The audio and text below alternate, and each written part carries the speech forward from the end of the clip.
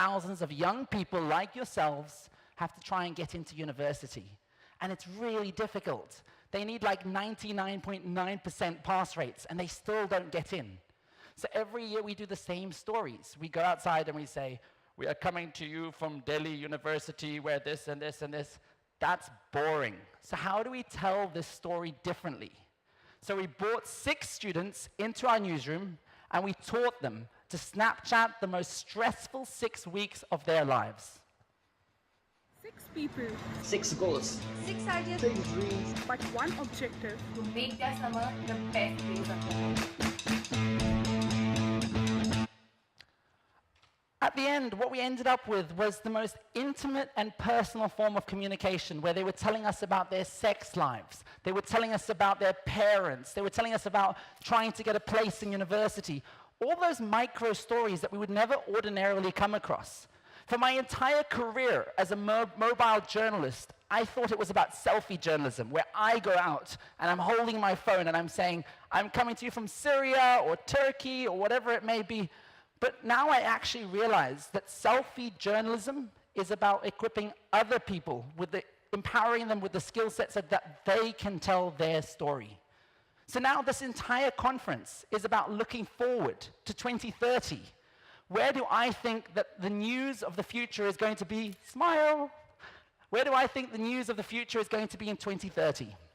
I think everybody is going to be live streaming everything all of the time. Through goggles, through phones, through whatever it is.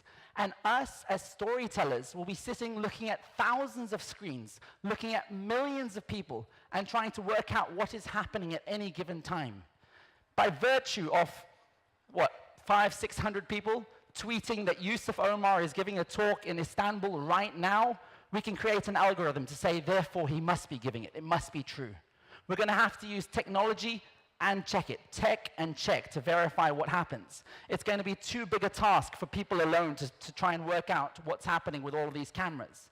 But at the same time, if we look at Facebook today, Facebook are using algorithms to try and work out what's happening and what's trending, and they're getting it wrong all of the time. They're not deciphering the fact from the fiction. So I think at the end of the day, we're going to need editors. We're going to need human beings that are going to be on the top of these social media platforms, working out what's happening, what's relevant, what's important, and deciphering that news. Since soldiers came back from Vietnam, do you remember the Vietnam War? The old maxim on newspapers and on television was, if it bleeds, it leads. The idea that bad news does very well. People buy newspapers if they have negative news. Increasingly, that idea is changing. Our generation are tired of seeing terrorism and fear-mongering and Donald Trump on our headlines. We want positive stories of aspirations and change. I was recently in Bangalore, and I saw a group of people cleaning the streets. It wasn't an NGO, it wasn't a company, it was just an idea, the ugly Indian. We are all ugly, and it's our own responsibility to clean up the streets. I filmed it. We got 4 million views in the first 4 days. That guy is urinating on the wall. Are you an ugly Indian? All of us here are the ugly Indians. This place smells like urine. A lot of urine. This is our problem. The ugly Indian is a Facebook group.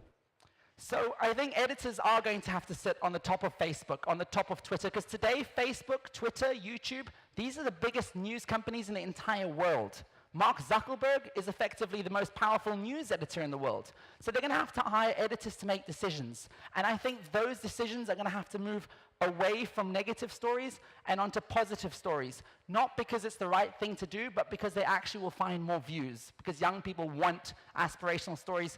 Because quite frankly, I think we are all hopeless romantics, and we still somehow believe that we can change the world. Thank you so much.